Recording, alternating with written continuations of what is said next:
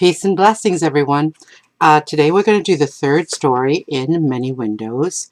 And what this story is about is actually about reconciliation. Now, in any community, you're going to have conflicts. You're going to have people who don't get along with each other. And a lot of the time, what I have found is that people sometimes they have good intentions.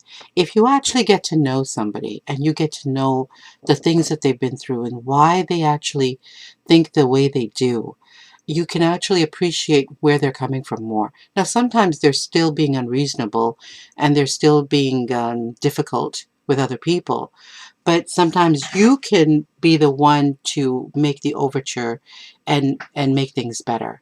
Now, personally, I've probably made every mistake you can imagine in my life. So, one of the things you'll find in a lot of my stories is that the idea of redemption, the idea of overcoming a first impression and getting to make things right. Because I know there's lots of times when I've made mistakes. Every time I actually shoot off my mouth and I get angry, usually I come to regret it. And usually I'll have to eat crow and apologize and stuff like that. So this story is called The Visit. Now, remember, the whole book is about community. So I'm leading up to something big. And as I'm reading the story to you, I want you to think of who this character, the uncle, who is seeking redemption. Who do you think he reminds you of? I'm hoping that you'll get it, okay? Now, some people, sometimes when you write a book, maybe it's too subtle. Maybe people don't get it. A lot of the time we're into something that's like instant gratification, where it's like the story has been pre-digested and it is what it is. It's right in your face. And other times you have other stories that are a little bit deeper and require you to think a little bit more. And maybe, maybe it's foolish of me to try to write stories like that. But anyways, it is what it is. So what I'm going to do, I'm going to read Jameel The Visit. Now, Jameel is one of the kids in TJ's class. Okay, and you're gonna see him in different stories coming up. Okay, Jameel The Visit. I wonder what this uncle from Pakistan looks like. Long before I was born, there was some kind of fight between him and my mom. He did something terribly wrong, but no one will say what it was. When he arrives, we all crowd around the door. He's a tall man, partly bald, with a mustache and beard. He doesn't look like a devil, not even like a crook. I thought he'd at least act tough like TJ from school. Ami's face crumples. "Oh, Babu," she says as if she's speaking to a young man. Ami has to stand on tiptoes to hug him. She sits down in the best seat and runs. She sits him down in the best seat and runs to the kitchen to get him some tea. Why didn't he ever come to see us before? Now that the fuss of his arrival is over, I get a better chance to look at our uncle. His forehead is shiny. I think it's wet. Is he sweating? He's looking around. Maybe he's casing the joint. That's what all the detective shows call it, when a thief checks out the place he's going to rob. He looks at the marble plate we have on our TV that we bought in Pakistan from vendors outside Shalimar. It's probably valuable. And he glances at the radiator. He wouldn't want to steal that. It's bolted to the floor. Then he looks at my basketball that's lying beside it. He wouldn't want that either. He must know I'm watching. That's why he looked at those other things. He's trying to throw me off track. That's what it is. Ami brings in the tea and some laddus, even though it's not time to eat yet. Laddus look like yellow golf balls. They are so sweet they make my teeth hurt. I'd rather have a chocolate bar any day. Everyone looks at the clock. The last few minutes are always the hardest. I make a list in my head of all the things I want to eat, but before I'm halfway done, it's time and we pass around the dates. What do you think's happening? Okay. It's Ramadan and they're fasting. That's why he kept saying it's not time to eat yet. Because during the day until sunset, we have to fast from food and water and anything to drink. We say the little prayer about how for God's sake we have fasted and with the food he provided we break it. No matter how hungry I am, I can never eat all the stuff on my list. Before I know it, I'm full. After supper, Uncle opens up his suitcase. A funny smell floats up from the contents, making me wrinkle my nose. Ummi breathes it in. Ah, Pakistan. It smells like home. Uncle brings out gifts, starting with fabric so Mom can sew stuff for us all. Deepa and Stephanie think it's neat that Ummi sews. Maybe she'll make something for them as well. Then he takes out a little something for each of us. I get a black vest with gold stuff and mirrors sewn onto it. Why couldn't he get me a remote control car or something? Ami says, okay, beta, tomorrow is Eid. You must get to sleep. We have to wake up early. Then she turns to me. Jameel, Uncle will be sleeping in your room. He will take your bed and you will sleep on the floor. I say, can't I sleep on the sofa? She nods. Good. If I sleep out here, I can make sure Uncle doesn't steal anything.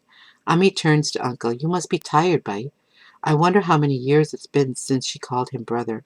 Uncle nods. When it's finally my turn in the bathroom, everyone else has gone to sleep. All the lights are out. Ami left a pillow and blanket on the sofa, and I settle down. The sofa's not very wide, and I have to toss and turn to get comfortable. That's just fine since I'm not going to sleep. A detective doesn't sleep on the job. I open my eyes real wide. When they begin to burn, I blink, but the blink lasts longer than it's supposed to. I force my eyes open again, but every time I blink, they have to fight harder to stay open. Then, before I know it, I'm wide awake. Where am I? What's that noise? My eyes are starting to close when I hear it again, in the hallway. A strange footstep. It must be him. A shadow deepens in the doorway. It's coming closer. It reaches out, knocking over the Shalimar plate on its little stand. I'm ready to jump up and yell, Aha! But before I can, he says, Hi, hi, and sets the plate right again. He holds his arms out like a mummy come to life, brushing the air in front of him. Suddenly he yelps in pain. I turn on the table lamp beside me. He jumps. I check his face to see if he looks guilty. Even a little. Nope, he only looks like he can't see because of the brightness, and he's rubbing his foot. What are you doing, Uncle? I'm sorry, beta, I was thirsty. I didn't want to wake you up. A detective often confronts the thief with his crime to see if he gives himself away. You knocked over the plate. He frowns, looking a bit confused. Is that what it was? I couldn't see. I get him a glass of water. He gulps it down really fast, so I get him another one. He doesn't look at a thing, just carries the second glass back to my room. Is he telling the truth? Was he really just thirsty? The next day it's easier to watch him. It's Eid al-Fitr. Ramadan is over. We can eat during the day again. We go to the Eid prayer. Uncle does a strange thing. To pay the Fitr, he only has to give about $5, enough to feed a poor person for a day. But instead he gives a lot more. Would a thief do that? At home, so many people come and go, he'd be a fool to take anything. That night he asks if I'd like to sleep in the bedroom. I check his face to see if he's trying to trick me into anything. He doesn't look tricky, just kind of sad and a bit lonely. Okay, I say, maybe I'll be able to pick up a clue about what he's up to. I make my bed on the floor. It's wide and roomy. I hear the mattress springs squeak and groan as Uncle tosses from side to side. Maybe he has a guilty conscience. The next day he tosses. I say, Uncle, are you okay? No, the next time he tosses, I say, Uncle, are you okay? Okay, I'm just fine dandy, beta.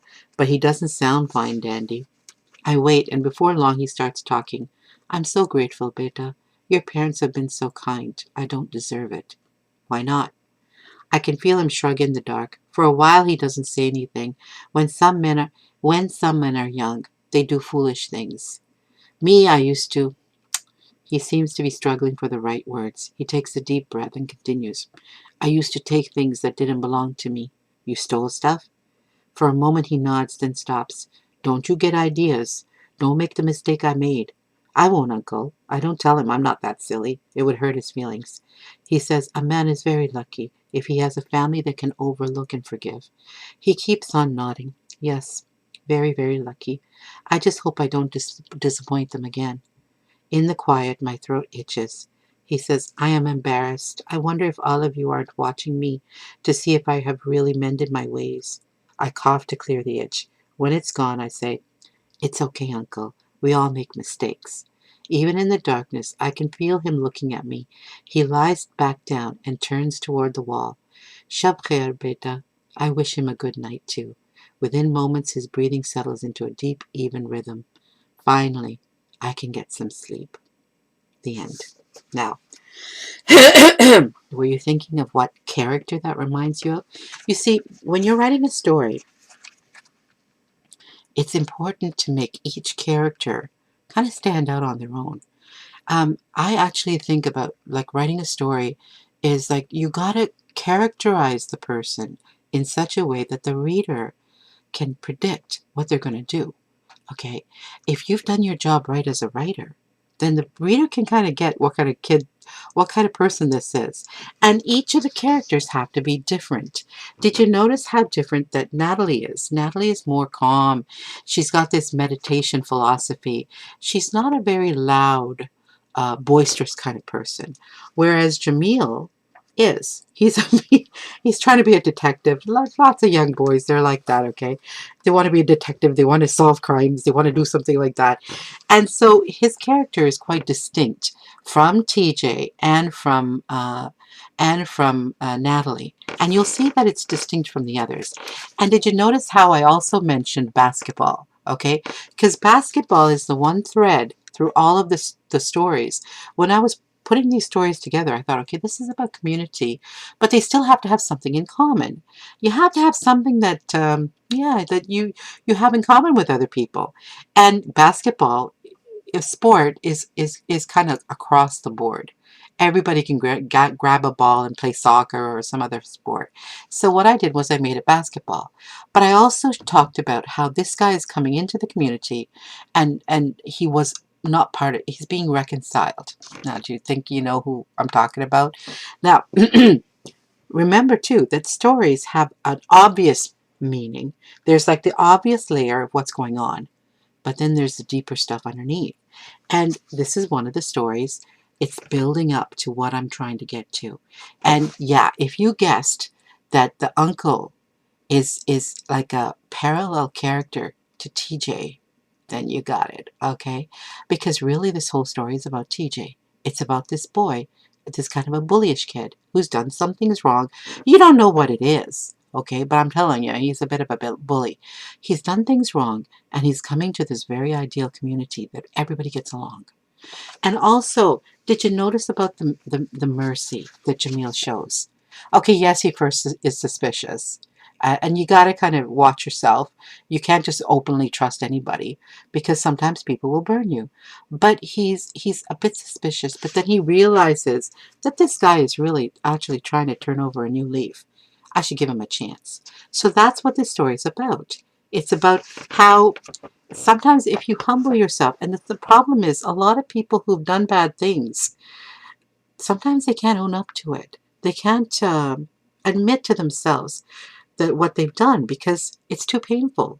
It makes them look at themselves in a way that they can't stand. Because a lot of people, I mean, basically everyone wants to think that they're the hero of their own life, that their life, that they're the good guy. Even when we do things wrong, we want to think, well, it's their fault they made us and stuff like that. But actually, no, it's choices that we make. We have the choice to do what's right, and we have the choice to do what's wrong. And a lot of the time, we do what's wrong because we think we don't have a choice, but we actually do. Always you have a choice. Okay, yes, you might lose something in the process, but what I found is that when you make the difficult choice of doing what's right, um, what you gain in terms of liking yourself is so much more than what you lose in terms of what you might lose. And the thing is that the problem is so many times we judge each other on what we have. We judge each other on how beautiful we are, all this outside appearance, okay? What kind of car, what kind of shoes, whatever, the clothes we have. And and I grew up very poor. And at first, yeah, I kind of bought into all of that stuff too. But after a while, I thought, you know what? I don't know if those people that have all that stuff are they really better than me? I don't know. And after a while I didn't even think about it. All I worried about was my own self. I worked on making my own self a better person because I thought that's all I have control over. All you have control over is what you are. And what you realize is that after a while that stuff is not important. People buy that stuff because they think, oh, then I'm worthy, then I'm something. No, you have to actually do the work inside you. If you do the work inside you, you will carry yourself in a way that everybody knows that you're worthy. And try not to be proud about it. Don't be like arrogant. Be humble. But do the right thing. And if you do the right thing, you'll like yourself. And if you like yourself, it doesn't really matter if anyone else does. Because you'll be good with yourself. And you'll have a peaceful life. You'll have a you'll be happy. I might not have the fame and the glory of other authors and stuff like that. It doesn't matter. I can appreciate the work that they do. But I know that what I'm trying to do is something good for the community. Okay? So tomorrow, what I'll do is I'll go to the next story. And this is not a story that I wrote. This is a story written by Uma Krishnaswamy, my friend who's Hindu.